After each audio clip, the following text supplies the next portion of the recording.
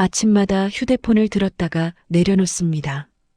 이번 달 생활비가 조금 모자라서 단 한 문장만 말하면 될 텐데 그 말은 언제나 입안에서 멈춥니다. 손끝에서 휴대폰은 미끄러지듯 내려오고 저는 아무 일도 없다는 얼굴로 또 하루를 시작합니다. 자식 전화번호를 외우고도 도움을 청하지 못하는 나이. 그게 바로 지금의 저와 남편입니다. 누구보다 자식 키우느라 고생한 인생인데 정작 노후에는 도움 한번 받아본 적이 없는 노부부가 되어 우리는 조용히 늙어가고 있습니다. 아침 식탁에 마주 앉습니다. 된장국 냄새가 퍼지고 김치를 한 접시 꺼내놓습니다. 예전엔 밥 먹으면서 이런저런 이야기가 나왔습니다.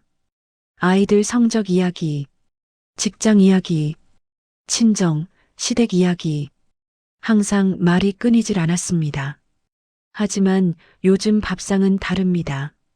숟가락 소리만 있습니다. 남편은 국을 뜨며 통장을 힐끗 봅니다. 저도 모르게 따라봅니다. 쌀이 언제까지 남아있을지, 약값은 또 얼마가 나올지, 다음 달 공과금은 버틸 수 있을지. 대화 대신 계산이 먼저 떠오릅니다. 오늘 시장 가야겠지. 겨우 이 말 한마디가 오갑니다. 정작 말해야 할 건 아무도 꺼내지 않습니다. 우리 생활비가 빠듯하다는 말, 이번 달 조금 어렵다는 말. 그 말이 나오는 순간 서로의 어깨가 더 처질 걸 알기에 그냥 삼켜버립니다. 연금이 들어오는 날 통장을 펼쳐놓고 계산합니다.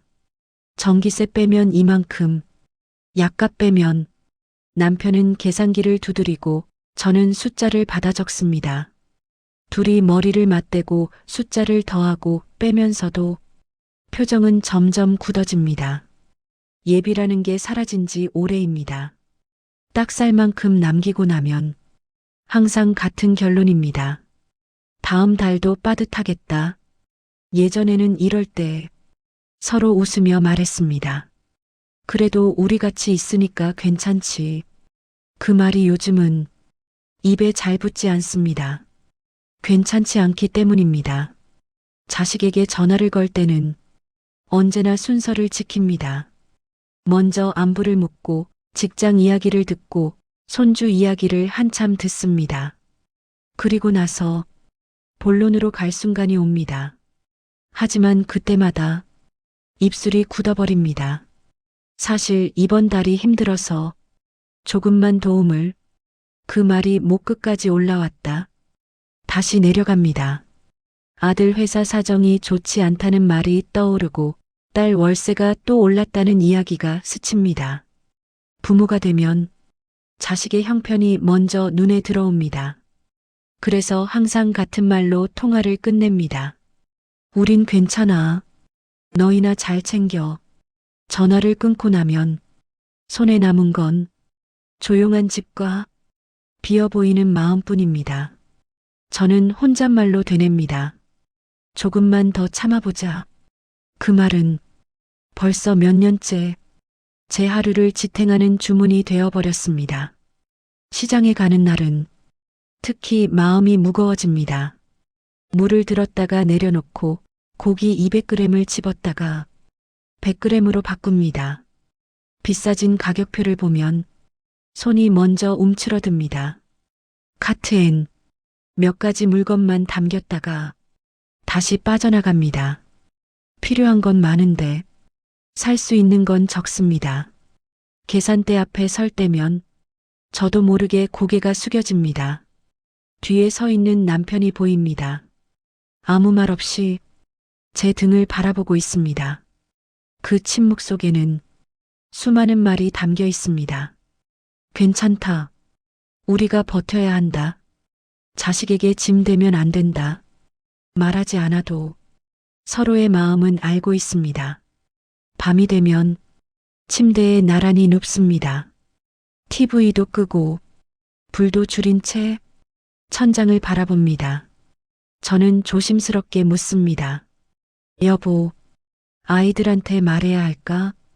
남편은 한참을 침묵하다 작게 말합니다. 아니, 조금만 더 버티자. 그 말에 가슴이 먹먹해집니다. 왜 부모는 늘 버티는 쪽을 당연히 선택하는 걸까요? 도움받는 건 지치는 패배가 아니라 지금까지 혼자 버텨왔다는 증거일 수도 있는데요. 하지만 우리는 평생 부모는 주는 사람이고 받는 자는 아니라 배워왔습니다. 그래서 나이가 들어서도 도움을 받아본 적이 없습니다. 남편의 옆모습을 바라봅니다. 저 사람도 저와 같은 마음일 겁니다. 자식에게 기대고 싶은 순간이 와도 부모라는 이름 앞에선 끝까지 좋은 모습만 보이려고 애쓰는 마음. 경로당에서 어느 날 다른 어르신 이야기를 듣게 되었습니다. 나도 애들한테 돈 얘긴 꺼내본 적 없어. 그 얘기하는 순간 부모 자격 잃는 기분이 들거든. 그 말에 모두 고개를 끄덕였습니다. 우리만 그런 게 아니었습니다. 수많은 노부부들이 같은 침묵으로 하루를 버티고 있었습니다. 자식에게 부담 주기 싫어서, 자존심을 지키고 싶어서 도움을 청하는 걸 포기한 채 말입니다. 그 이야기를 들으며 처음으로 이런 생각이 들었습니다. 정말 부모는 끝까지 홀로 견뎌야만 부모다운 걸까? 도움받지 않는 인생만이 존엄한 걸까? 아니었습니다. 부모도 사람입니다. 기대도 하고 부탁도 하고 기댈 권리가 있습니다. 저는 남편 몰래 가계부부터 펼쳐봅니다. 아침에 일어나서 커피 한 잔 물 대신 마시며 연필로 숫자를 다시 적습니다. 전기세, 가스비, 병원비 한 줄 한 줄 적다 보면 마음이 먼저 무거워집니다. 이번 달은 조금만 더 쓰면 안 되겠네. 마트 전단지를 보며 무릎 위에 올려두고 계산하다가 몇 번이나 접습니다. 사고 싶은 게 있어서가 아니라 사지 못할 게 너무 많아서입니다. 예전엔 장바구니 가득 채워도 걱정 한 번 없던 시절이 있었는데 어느새 하나 고를 때마다 계산부터 하게 되었습니다. 남편도 다르지 않습니다. TV를 보고 있어도 뉴스보다 전기요금 자막에 더 눈이 갑니다. 약통 정리하면서 이 약은 다음 달로 미뤄도 될까? 혼잣말하듯 말합니다.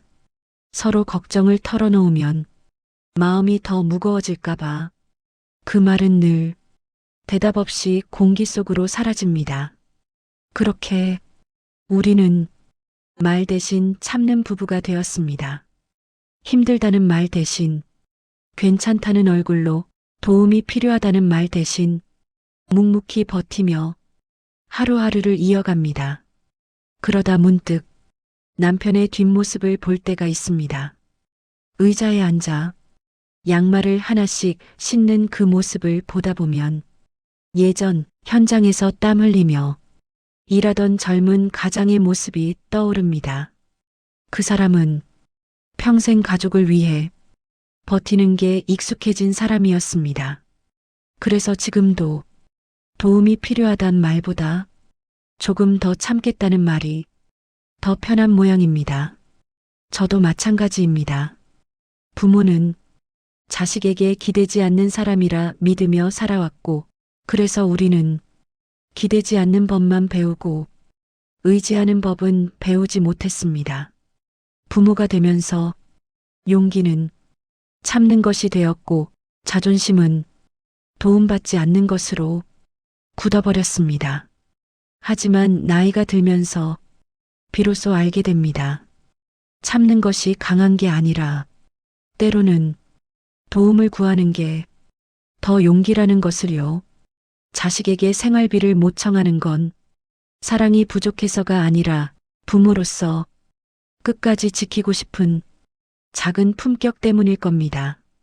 하지만 그 침묵이 길어질수록 우리 삶은 더 외로워집니다. 부탁은 약함이 아니라 함께 살아가겠다는 솔직함일지도 모릅니다. 혹시 이 영상을 보며 저와 같은 마음이 떠올랐다면 혼자만 참고 견디지 않으셔도 됩니다. 부모도 기댈 수 있는 사람입니다. 도움받아도 괜찮은 인생입니다. 오늘 이야기 마음에 남으셨다면 구독해 두시고 내일도 조용히 들러주세요.